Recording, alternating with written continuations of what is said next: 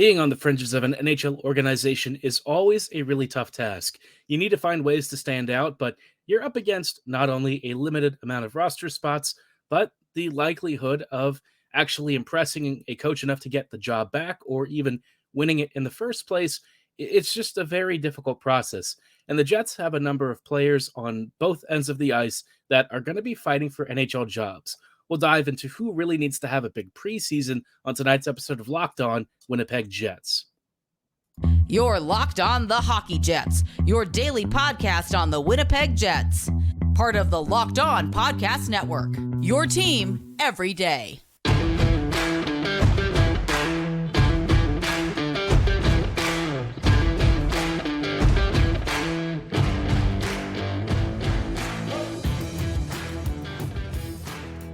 Hello, friends, and welcome to tonight's episode of Locked On Winnipeg Jets, part of the Locked On Podcast Network, your team every day.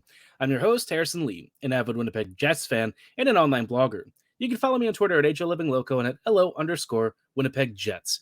As always, thanks for making Locked On Jets your first listen of the day every day. If you like what you're hearing, be sure to like, follow, and subscribe on all of your favorite podcasting platforms and YouTube. Doing so is always free of charge and ensures you never miss another episode. But most of all, we just really love and appreciate your support. Tonight's episode is brought to you by FanDuel Sportsbook, official sportsbook of Locked On. Make every moment more and visit FanDuel.com/LockedOn right now to get started.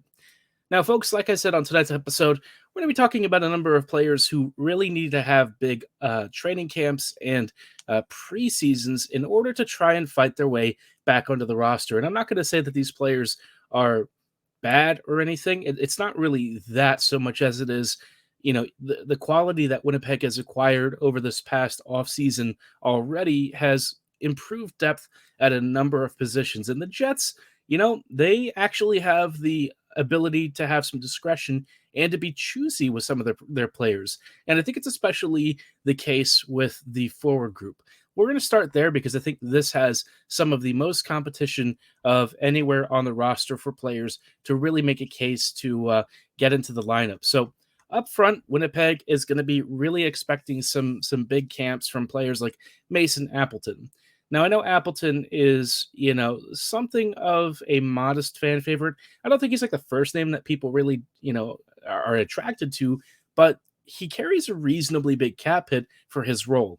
As a guy who has kind of become like a two-way third line sort of grinder, $2 million for what he's bringing hasn't exactly been, the kind of performance that I think Jets fans were hoping for. When he was signed, I think a lot of folks thought he would become kind of like Cop 2.0.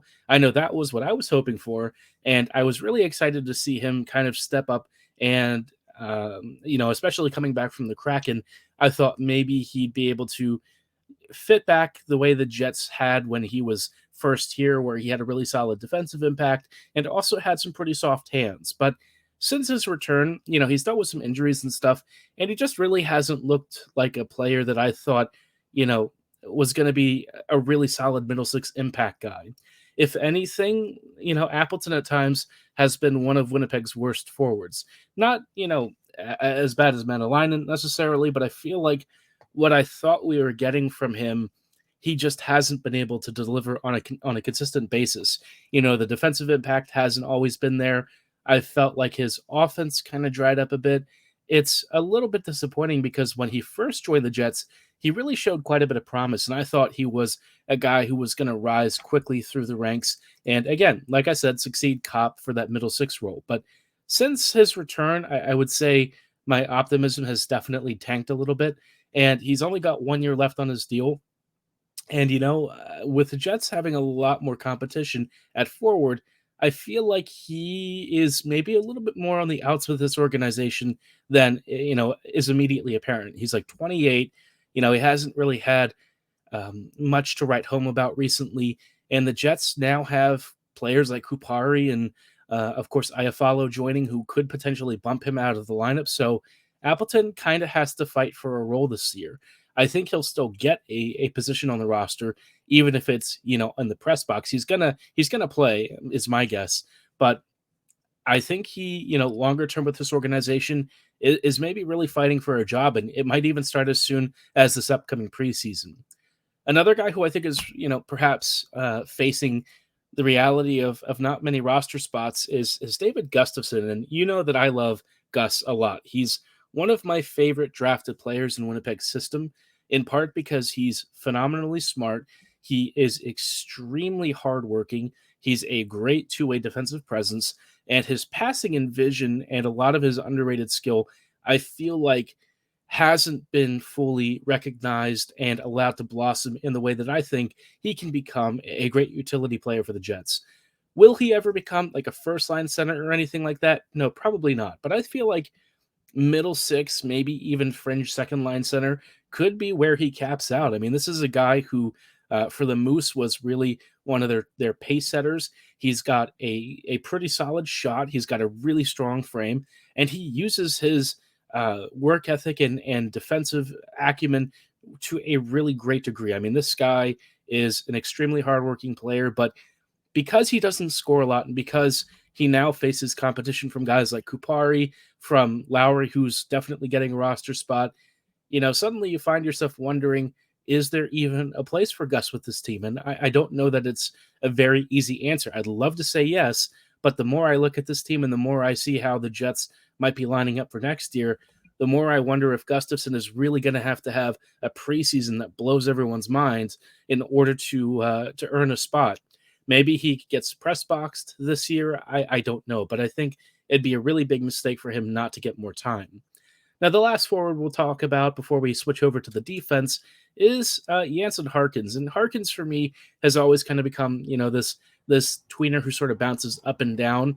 And it's been especially noticeable recently that the Jets haven't really been planning with him in mind, which, while he did have a couple of years where he wasn't really performing adequately at an NHL level, I feel like the last couple of stints were really good for like a middle six player. I thought Jansen did enough defensively and had a pretty decent offensive punch as a guy who could potentially finish opportunities to warrant at least third or fourth line consideration. I feel like in those roles, he actually excels quite well. And, maybe he's not going to be a top six scorer like he's been with the Moose, but in a depth role, I think he's more than serviceable, and he's shown that he can play those roles effectively. So I think Jansen, at this point, he is a little bit, up there in terms of age amongst some of the younger players, and it's not like he's a prospect anymore. So he really needs to show in preseason that his finishing touch can be a difference maker for this team, because he's starting to realize again that, with all these other forwards and stuff the Jets have brought in, the availability of roster spots continues to shrink. It's just sort of really difficult math, and I feel like Harkins in the past hasn't always shown enough to be guaranteed a spot. So, the competition this year at forward is actually going to be pretty darn difficult, and it's not guaranteed for any of these guys. I really hope that, a lot of the internally drafted players can make it, but we'll see how, Bones arranges this team come preseason. Maybe we see some really big surprises, and hopefully positive ones, not bad ones. When it's a bad surprise, you usually know how I feel about it. But in just a moment, we'll talk about how the defense might look, and especially the defenders who are kind of maybe on the outs as well, and really needing to have a big camp to not only save a spot on this roster, but just potentially change their future as Winnipeg Jets players. We'll dive into that in just a minute, but before we go any further, I do want to shout out our friends and partners at Birddogs. Birddogs are the only pants that are out there that really fit you well and that want to make you look as good as you feel. They have great stretchy material that's made with anti-stink sweat-wicking fabric. It helps you keep dry and cool, which for a lot of you who have lower body sweating, you know that when you're out there, whether you're golfing or heading out, on the town for some shopping, it gets a little bit sticky down there, and you don't want to have any of that happen. Birddogs wants to make you feel cooler and also look good. It's made with material that hugs you in just the right ways to make you look a little bit slimmer, and it's kind of like having Lululemon, but it fits even more comfortably. And again, the material is stretchy and comfortable, so when it's fitting slimmer through the thigh, it's giving you a great look.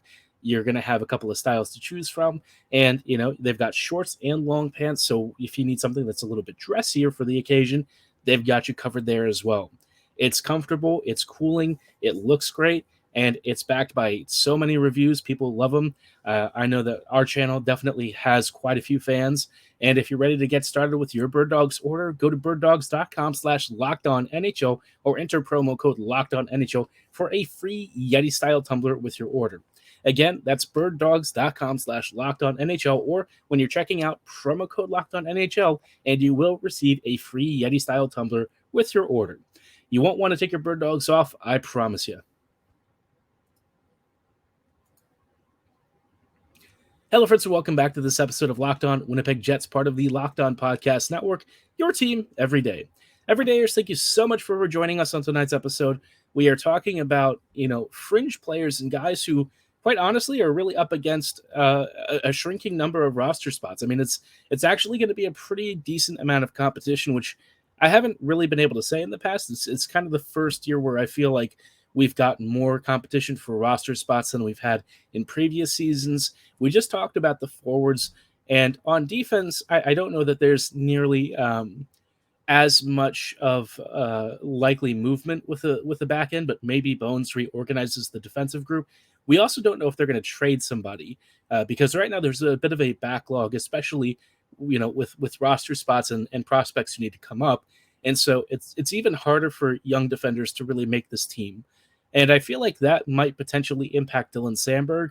I don't think that his roster spot really should be in any sort of question, but I do wonder if, it's going to be another situation here in preseason where he has to be the one to kind of win the last D spot, because as it is, there's really only one or two spots available for like 5 different players.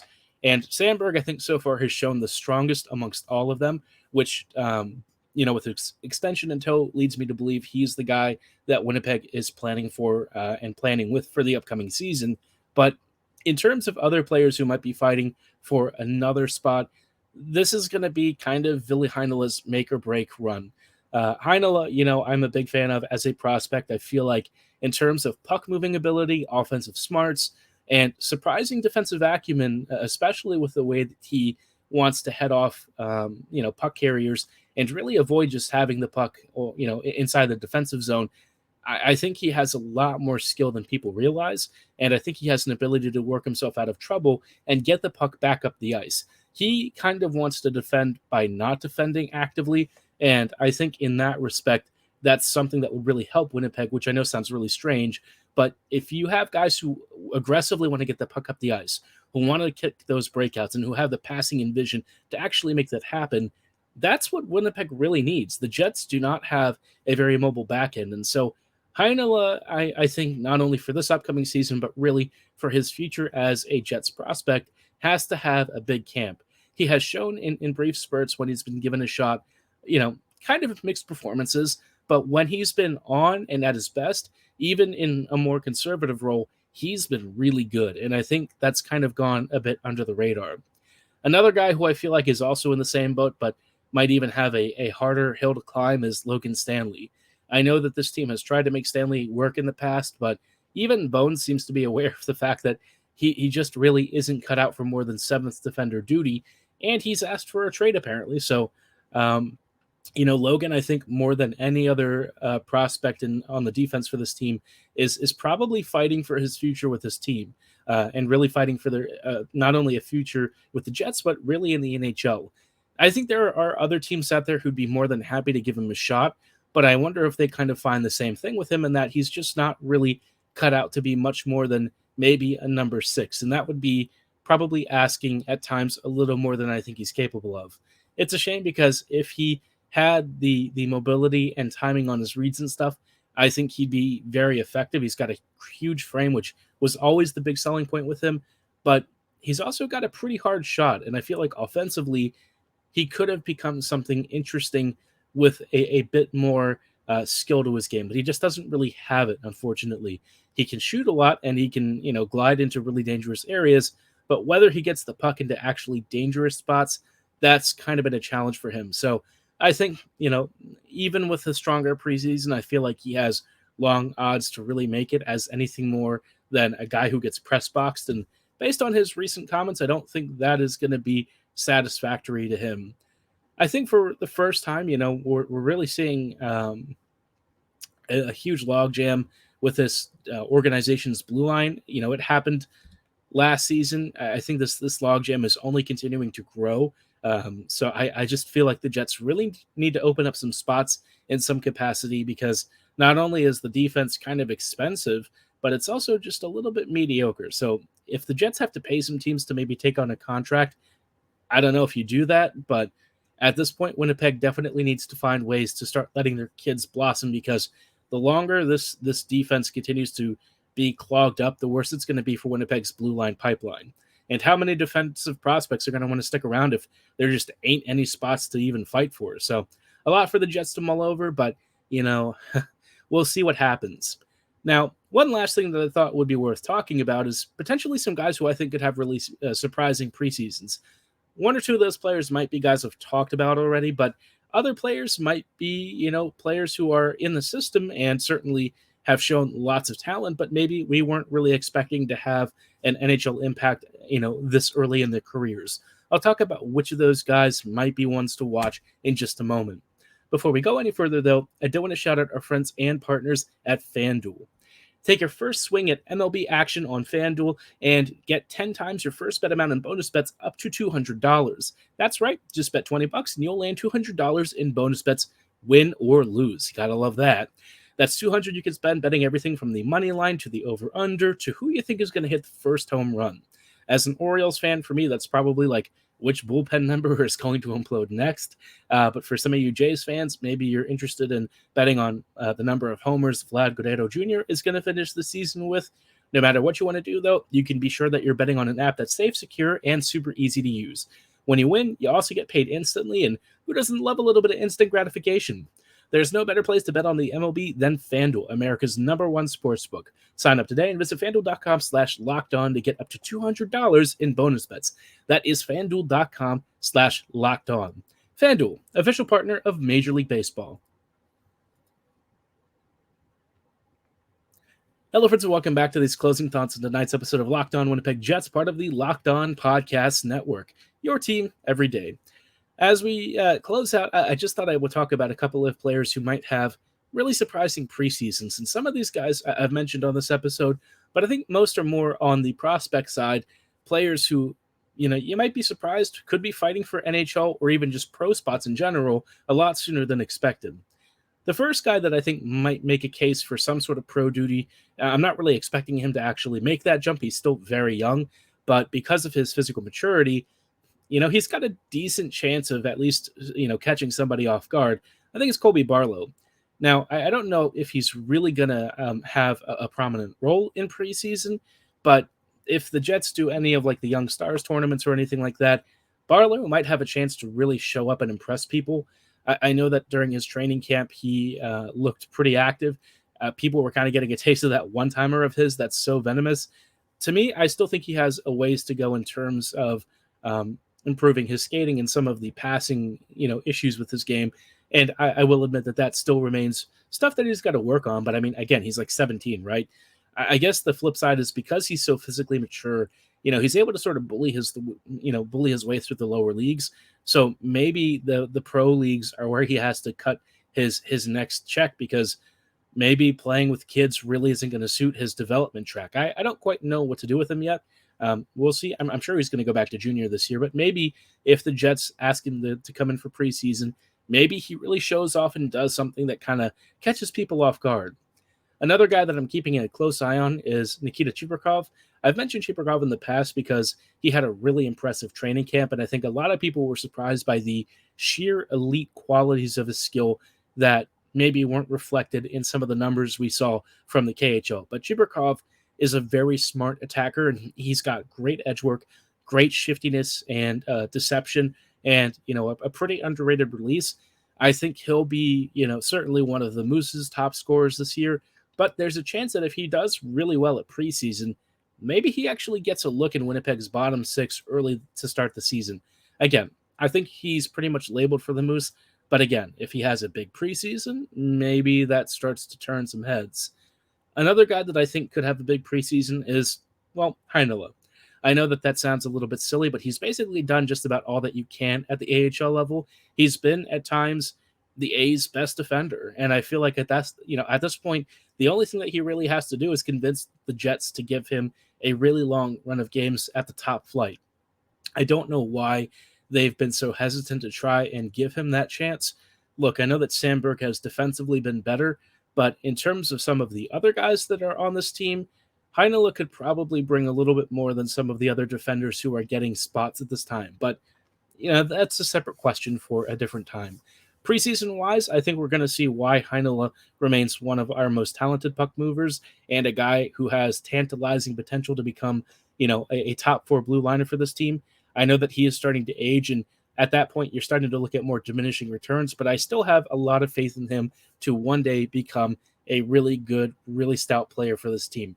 Maybe this is the preseason where he can really turn some heads and finally get a chance to show what he is for the Jets. But let me know which players you think and you're predicting are going to have big preseasons. Drop your favorite expectations below for the preseason, and let me know which players you are hoping have the biggest rises, either in the comments below or, like I said, at my social medias at HLivingLoco and at LO_Winnipeg Jets. But for tonight's episode, that is going to be all the time that we have. Thanks so much for making Locked On Jets your first listen of the day every day. We will see you back here tomorrow, and we will have some more off-season coverage. So thanks for listening. Have a great night, and go Jets go.